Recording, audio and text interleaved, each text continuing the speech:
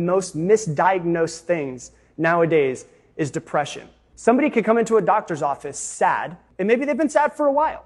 And the doctor will say, you're depressed, you need to take these pills. But they're not chemically depressed. They're actually just sad every single day. The difference between depression and sadness is that depression is a chemical imbalance. That needs drugs. Sadness doesn't need drugs. Sadness needs a change in a thought pattern. And I've actually had clients that have worked with me and people that I know that have been diagnosed bipolar and they have to take meds their entire life. And a couple months later, after changing their mindset, they're off the medication.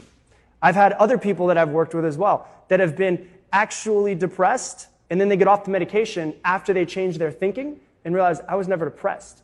I was just thinking incorrectly. And so I don't recommend that someone just completely gets off medication, but what I recommend is that somebody takes a look and says, am I actually depressed? Did the doctor do studies on the chemicals inside of my brain? Because if he didn't, maybe I might just be sad. And maybe I'm thinking about things the wrong way. Maybe I'm thinking about all of the negative that's been happening in my life, and I'm not waking up with appreciation. Because usually sadness happens from what you don't have or what you've lost. That's where sadness usually comes from. So I think people need to actually take a step back and rethink, the doctor that said that I'm depressed, am I actually depressed? Did they do a chemical study of my brain? Or was I in front of him for 15 minutes and he said, oh, you've been sad for a long time? Here's some pills. And guess what? That doctor that gave you pills, pretty good chance he's getting paid to give you those pills. But maybe take a step back and say, let me actually think. Have I been thinking about the wrong things? Can I switch to the right things?